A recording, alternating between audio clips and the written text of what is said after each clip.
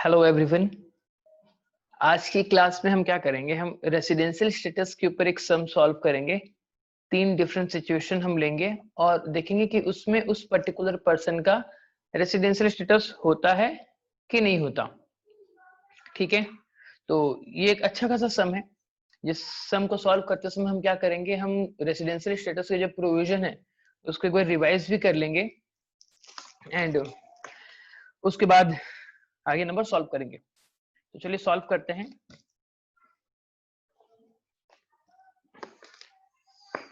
अब ये देखिए,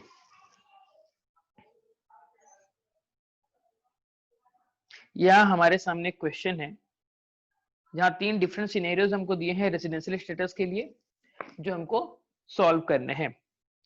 तो क्वेश्चन आगे बढ़ने से पहले आपको मैं रिवाइज करा देता हूं कि किस किस केस में हम रेसिडेंशियल स्टेटस मानेंगे। तो देखिए फटाफट आप, रेसिडेंशियल स्टेटस की बात की जाती है सेक्शन 6 सब सेक्शन 1 में। इसके दो कंडीशन है, अगर आप वो दो में से कोई भी एक अगर फुलफिल कर देते हो तो आप रेसिडेंट कहलाओगे।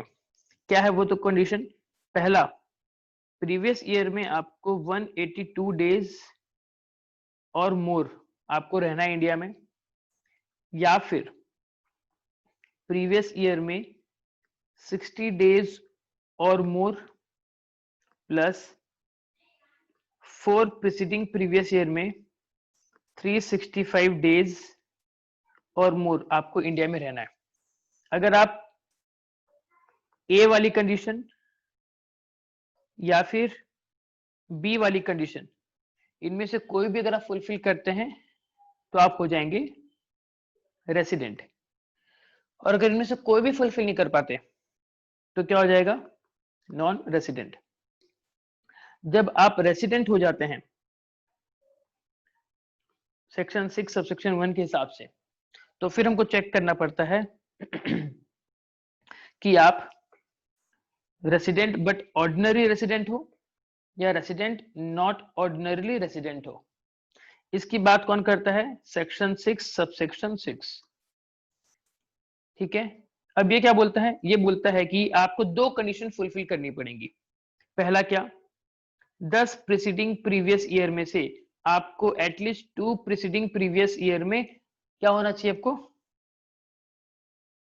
एटलीस्ट रेसिडेंट होना चाहिए। एंड इसके अलावा 7 प्रीसीडिंग प्रीवियस ईयर में आपको एटलीस्ट 730 डेज और मोर इंडिया में होना चाहिए। अगर ये दोनों कंडीशन एक साथ फुलफिल करते हो तो आप रेसिडेंट एंड ऑर्डिनरी रेसिडेंट कहलाओगे, और अगर नहीं करते हो, इनमें से कोई एक भी अगर आप फुलफिल नहीं कर पाते तो आप क्या हो जाओगे? आप हो जाओगे resident but not ordinary resident. तो ये हमारा था प्रोविजन। तो चलिए इसी प्रोविजन को ध्यान में रखते हुए हम एक नंबर सॉल्व करते हैं। नंबर सॉल्व करने से पहले आपको बता दूं कि अगर आपको हमारी क्लासेस अगर अच्छी लग रही हैं तो आप हमारी क्लासेस खरीद सकते हैं। हमारी क्लासेस का कॉस्ट सिर्फ 2999 है, और अगर आप खरीदना चाहते हैं तो आप हमें व्हाट्सएप कर सकते हैं। व्हाट्सएप 9692682422। ठीक है, अधिक जानकारी के लिए आप यहाँ व्हाट्सएप कर सकते हैं। चलिए, हाँ, क्लासेस की सारी आपको बैकअप लिंक मिल जाएंगी। अगर आपकी किसी दिन कुछ क्लास अगर मिस हो जाती है तो आपको मिल जाएंगी। हमारी classes at this moment daily रात को 8 बजे चलती है। अब देखिए, अब आते हैं अपने नॉर्मल सम के ऊपर।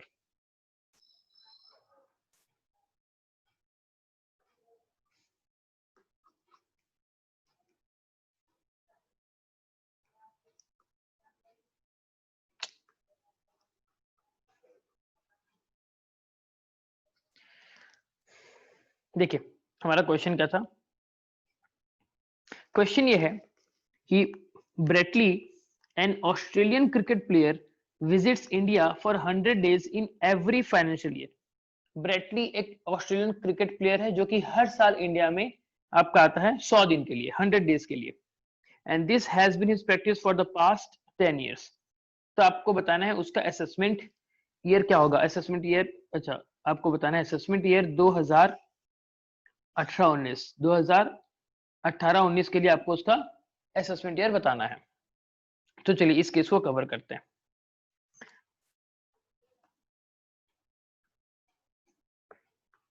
ये हमारा एट प्रेजेंट असेसमेंट ईयर है 2018-19, आई थिंक वही था सर, 2018-19, ठीक है। अब इसके पहले के 10 साल, 1 2 3 4 5 6 7 8 9 10, इन 10 सालों से वो इंडिया में आ रहा है। ये हमारा हो गया preceding year, sorry previous year हो गया। प्रीवियस ईयर क्या हो गया, 2017-18, और ये सब हमारा हो गया preceding previous year 1, preceding previous year 2, preceding previous year 3, preceding previous year 4, preceding previous year 5, preceding previous year 6, preceding previous year 7, preceding previous year 8, just a minute, क्या हो गया ये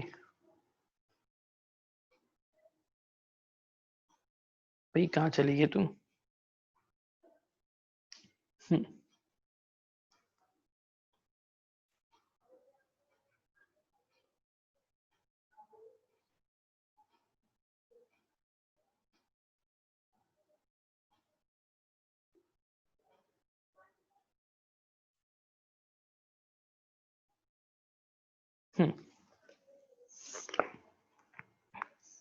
preceding previous year 9 and preceding previous year 10। Year कौन सा हो गया, ये हो गया हमारा 2016-17, 2015-16, 2014-15, 2013-14, 2012-13, 11-12, 10-11, 9-10, 8-9, 7-8, ठीक है। तो प्रीवियस ईयर ब्रेटली क्या रहा, 100 डेज, 100 डेज, 100 डेज, 100 डेज, इस तरीके से पिछले 10 साल से वो करते आ रहा है। तो 1 2 3 4 5 6 7 8 9 10, ठीक है। इन 10 सालों से, अच्छा पिछले 10 साल, तो यहाँ भी चलो 100, ये हर साल 100 दिन रहा है।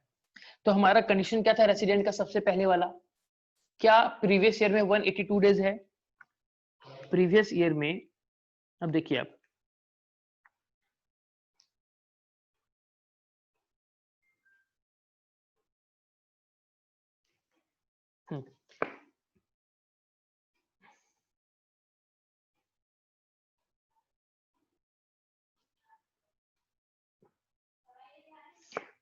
प्रीवियस ईयर में 182 डेज है क्या? नहीं है। तो हमको क्या करना पड़ेगा, हमको दूसरी वाली कंडीशन देखना पड़ेगा। दूसरी कंडीशन क्या थी, प्रीवियस ईयर में 60 डेज और मोर, और उसके प्रीवियस 4 ईयर में 365 दिन और मोर। तो देखिए प्रीवियस ईयर में 60 डेज से ज्यादा है क्या? हाँ 100 दिन है, मतलब 60 डेज से ज्यादा है, पहली कंडीशन फुलफिल। दूसरी क्या होनी चाहिए, प्रीसीडिंग प्रीवियस 4 ईयर में, इन 4 इयर्स में उसको एटलीस्ट 365 डेज से ज्यादा रहना है। तो यहाँ पर कितने दिन रह गया वो, यहाँ पर वो रह गया 400 डेज, यानी कि ये कंडीशन भी फुलफिल। तो जब दोनों कंडीशन फुलफिल हो गई तो इट इज प्रूव दैट ये हमारा क्या हो गया, रेसिडेंट हो गया। अब दूसरी चीज जो हमको चेक करनी है, वो चेक करनी है हमको किस चीज की, वो चेक करनी है कि अभी कौन सा रेसिडेंट है, रेसिडेंट ऑर्डिनरी रेसिडेंट है या फिर resident but not ordinary resident है। जिसके लिए हमने क्या देखा था अभी भी, कि अगर resident not ordinary, sorry resident and ordinary के लिए क्या होना चाहिए, 10 प्रीसीडिंग प्रीवियस ईयर में से कम 2 साल उसको क्या होना चाहिए, रेसिडेंट, और 7 प्रीसीडिंग ईयर में से क्या होना चाहिए, एटलीस्ट 730 डेज। तो देखिए अब पिछले 10 साल में यहां से लेकर यहां तक, इन 10 साल में कम से कम उसको 2 बार क्या होना चाहिए, रेसिडेंट। तो देखिए जब हमने ये देखा कि अगर यहाँ पर अगर उसका 100 दिन अगर रह रहा है वो, तो वो रेसिडेंट हो जा रहा है। So it means previous year में भी अगर वो 100 दिन रहेगा तब भी वो रेसिडेंट हो जाएगा। कैसे होगा? दूसरी वाली कंडीशन देखिए, मतलब क्या, इस वाले ईयर में मोर देन 60 डेज है एंड इसके प्रीवियस 4 ईयर में 365 दिन से ज्यादा है।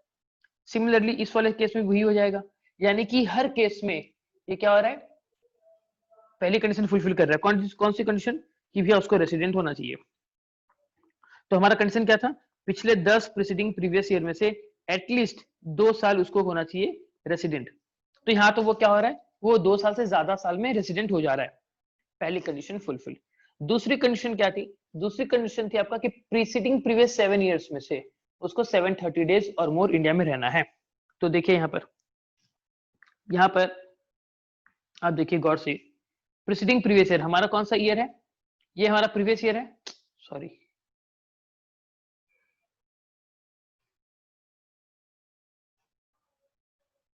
एक मिनट।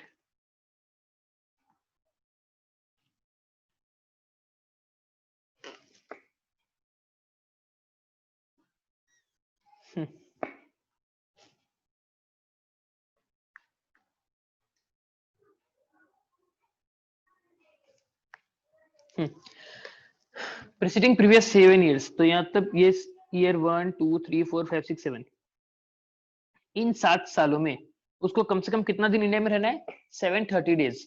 बट ये कितना रह रहा है? 100 200 300 400 500 600 700, वो रह गया 700 डेज। यानी कि 700 डेज जो है वो आपका 750 दिन से कम होता है। तो इट मींस यहाँ पर क्या हो गया, यहाँ पर वो कितने दिन रहा? लेस देन 730 डेज वो रहा। सो इट मींस उसने क्या कर दिया, एक कंडीशन नॉट फुलफिल करी। तो ये कौन सा रेसिडेंट हो गया? ये रेसिडेंट तो है बट नॉट ऑर्डिनरली रेसिडेंट। सो हमारा पहला जो केस था, इस पहले वाले केस में हमारा आंसर क्या हो गया? इसमें हमारा आंसर हो गया resident but not ordinarily resident.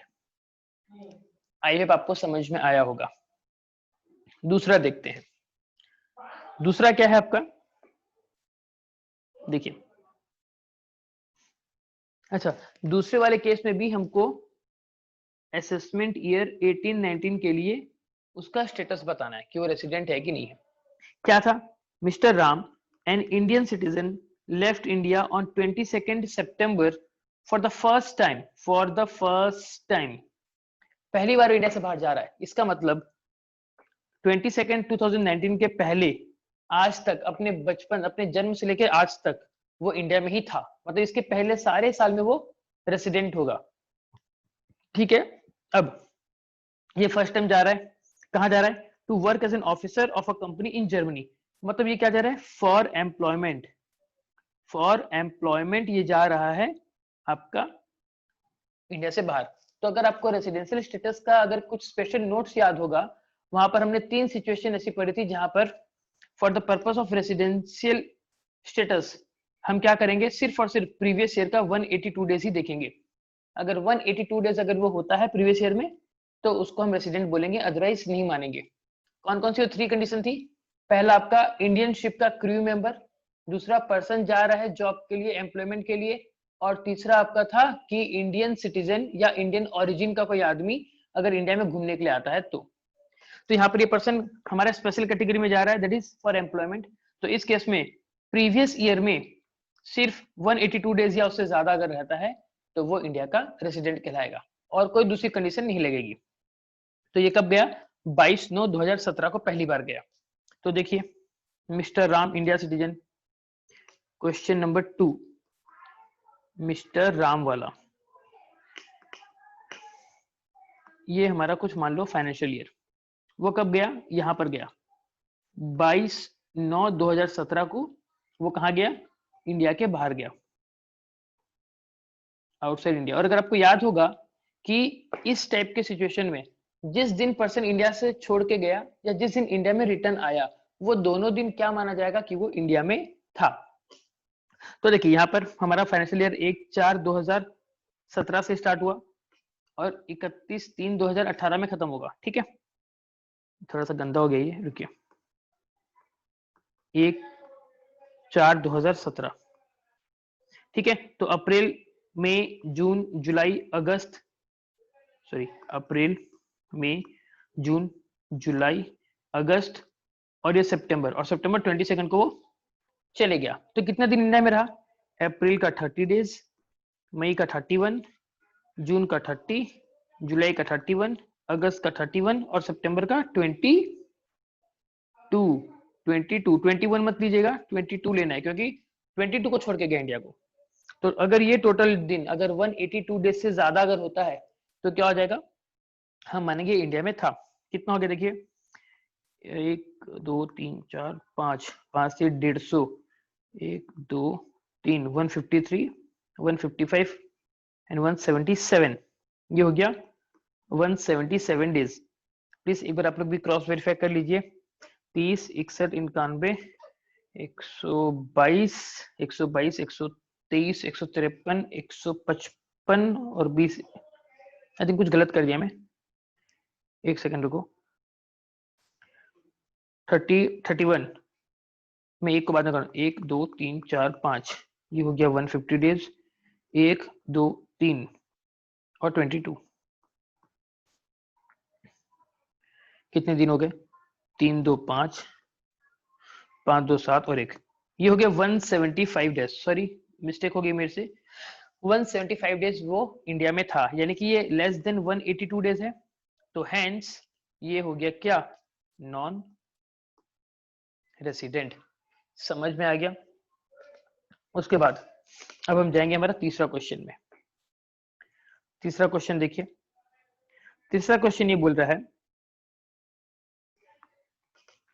Mister Dev non resident. भैया ये नॉन रेसिडेंट है, आज तक कभी भी इंडिया का रेसिडेंट है नहीं है। Residing in US since 1980। अच्छा, वो यूएस में कब से रह रहा है? 1980 से रह रहा है, ठीक है। Came back to India, India वापस आ गया। मतलब ये कौन सा केस हो गया? हमारा थर्ड वाला सिचुएशन हो गया कि person of Indian origin came to India on 1/4/2017 for permanent settlement, ठीक है। वो पहली बार आ गया, 1 अप्रैल 2017 को वापस आ गया। What will be his residential status for assessment year 18-19 and 19-20। हाँ, ये एक अच्छा क्वेश्चन है, आप लोग एग्जाम से पहले इसको अटेम्प्ट कर सकते हैं, बहुत अच्छा क्वेश्चन है। तो देखिए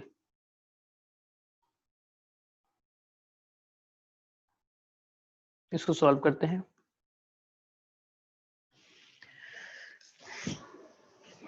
एक सेकंड रुकिए, क्वेश्चन में जरा फिर से देख लूं मैं।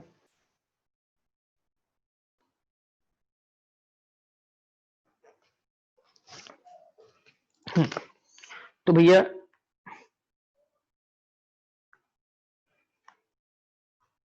1980 से लेकर एक, इसको 1/4 नहीं करूं, 1/4 तो इंडिया में आ गया था वो, 31/3/2017 आई थिंक वही डेट थी। हाँ, इतने दिन तक, मतलब कितना हो गया, इसको भी मैं मान के चल रहा हूँ कि ये 1/4/1980 है, मान के चल रहा हूँ, ठीक है।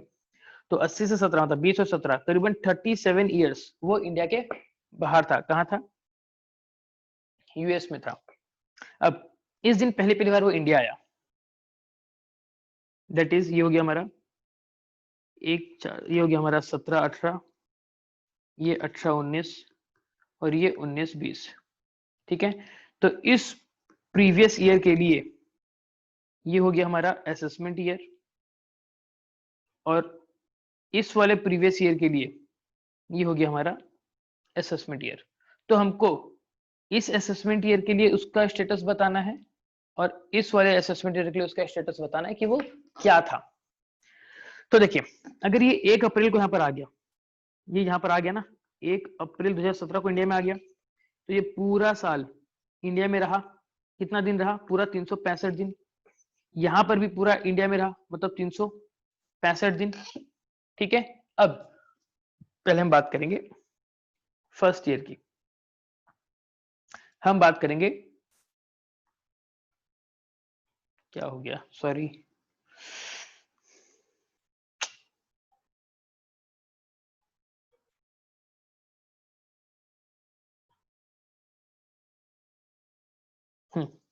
हम बात करेंगे पहले इस साल की, इस असेसमेंट ईयर में उसका क्या स्टेटस था। तो देखिए रेसिडेंशियल स्टेटस जानने के लिए हमको क्या देखना है, प्रीवियस ईयर में 182 डेज या ज्यादा होना चाहिए। तो इसका प्रीवियस ईयर ये वाला है, तो इस प्रीवियस ईयर में उसने कितने दिन रहा, 365 दिन, that is more than 182 days. तो कंडीशन फुलफिल हो गई। अगर कंडीशन फुलफिल हो गई तो ये कौन बन गया, ये बन गया हमारा रेसिडेंट। कौन बन गया हमारा, ओहो, ये हमारा बन गया रेसिडेंट। ठीक है, फिर हमको चेक करना है कि ये ऑर्डिनरीली है कि नॉट ऑर्डिनरीली है। उसके लिए क्या था, अगर ये ऑर्डिनरी तब कहलाएगा जब प्रीसीडिंग 10 प्रीवियस ईयर में 2 साल कम से कम इंडिया में होना चाहिए, और प्रीसीडिंग 7 प्रीसीडिंग ईयर में ये 730 डेज इंडिया में होना चाहिए। तो भैया इसके पहले वाला जो भी साल था तब तो वो इंडिया के बाहर था, मतलब वो क्या हो गया, it is resident but not ordinarily resident. क्योंकि प्रीवियस ईयर में मतलब पिछले 10 साल में वो 1-2 साल कम से कम इंडिया में इंडिया का रेसिडेंट नहीं था, और ना ही वो 730 दिन से ज्यादा इंडिया में था। उसके बाद अब बात करते हैं हम इस वाले असेसमेंट ईयर की, 1920 की। इसके लिए क्या बोल रहा है, सबसे पहला कंडीशन, प्रीवियस ईयर में क्या ये 182 डेज से ज्यादा रहा था। हाँ भैया, ये देखिए 365 डेज है, मतलब 182 डेज से ज्यादा रहा था, तो हेंस इस वाले ईयर के लिए भी क्या हो गया, ये रेसिडेंट। अब चेक करना है कि ये ऑर्डिनरीली ही रेसिडेंट है कि नॉट ऑर्डिनरीली रेसिडेंट है। ऑर्डिनरीली क्या बोला गया था, ऑर्डिनरी, अच्छा, ऑर्डिनरीली बोला गया था कि प्रीवियस 10 साल में कम से कम 2 साल इंडिया का होना चाहिए, और प्रीवियस 7 साल में कम से कम 730 दिन इंडिया का होना चाहिए। तो भैया इसके पिछले 10 साल में वो सिर्फ और सिर्फ, मतलब ये अगर मेरा प्रीवियस ईयर है तो इसका प्रीसीडिंग प्रीवियस ईयर, ये यहाँ पर कितना दिन रहा, वो 365 दिन। हमको कम से कम कितने दिन चाहिए, 730 दिन, क्योंकि इसके पहले वाला पीरियड में वो तो बाहर था, तो ये कंडीशन फेल हो गई। तो इसीलिए ये क्या हो जाएगा, resident but not ordinarily resident. समझ में आ गया, कोई प्रॉब्लम। अब इस क्वेश्चन में बच्चे गलती क्या कर बैठते हैं, ये घूमने के लिए आया ना, तो बाहर का आदमी था, ये इंडिया में घूमने के लिए आया, तो जब घूमने के लिए आता है तब हम क्या देखते हैं, तब हम सिर्फ प्रीवियस ईयर में 182 डेज वाला क्राइटेरिया देखते हैं। तो आपका क्वेश्चन हो सकता है ये कि सर इस वाले केस में ऐसा क्यों नहीं किए, हम सिर्फ 182 डेज लेके इसको रेसिडेंट घोषित क्यों नहीं कर दिए। द प्रॉब्लम इज क्वेश्चन आपने ठीक से पढ़ा नहीं। क्वेश्चन में यहाँ पर देखिए क्या लिखा था, एक वर्डिंग है जिसने पूरे क्वेश्चन के हालात बदल दिए, जज्बात बदल दिए, सब कुछ बदल दिया। देखिए आप अगर क्वेश्चन को ठीक से पढ़ेंगे तो सिर्फ इस वाले लाइन पर फोकस कीजिए।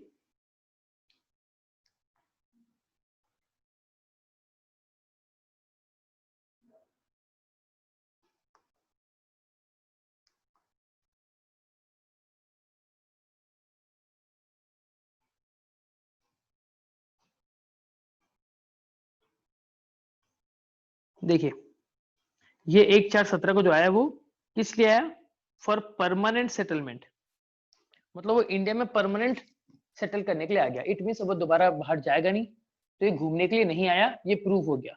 हाँ अगर क्वेश्चन में बोल देता कि ये घूमने के लिए आया, इंडिया में ऐसी टूर मारने के लिए आया, तब हम प्रीवियस ईयर का 182 डेज वाला क्राइटेरिया देख लेते। लेकिन यहाँ पर जब ये हमको एक क्लियर वर्डिंग्स दे दिया कि ये परमानेंट सेटल के लिए आया है, तो फिर प्रीवियस ईयर वाला कंडीशन सिर्फ और सिर्फ एप्लीकेबल नहीं होगा, हमको resident but not ordinary resident section 6 सब 6 वाला कंडीशन भी देखना पड़ेगा। समझ में आया। तो इस तरीके से हम एक नंबर सॉल्व किए। तो आई होप आपको कंसेप्ट समझ में आ गया होगा कि किस तरीके से हम किसी भी पर्सन का रेसिडेंशियल स्टेटस का पता लगाते हैं। तो अगर आपको कुछ भी अगर डाउट हो इनकम टैक्स के रिगार्डिंग, तो आप अपना क्वेश्चन नीचे कमेंट बॉक्स में दे सकते हैं। एंड आपको अगर हमारी क्लासेस अच्छी लगी तो आप हमें ज्वाइन कर सकते हैं। डिटेल मैंने क्लास के साथ शेयर कर दी थी, फिर से रिपीट कर रहा हूँ, हमारे कोर्स फीस सिर्फ 2999 है। हमारी डेली 8 बजे क्लास होती है, और अगर आप करना चाहें तो आप हमें व्हाट्सएप कर सकते हैं। हमारा नंबर है 9692682422। तो चलिए ये वीडियो अपने दोस्तों के साथ शेयर करना ना भूलें। तब तक लिए tata bye bye, have a good day, Vande Mataram.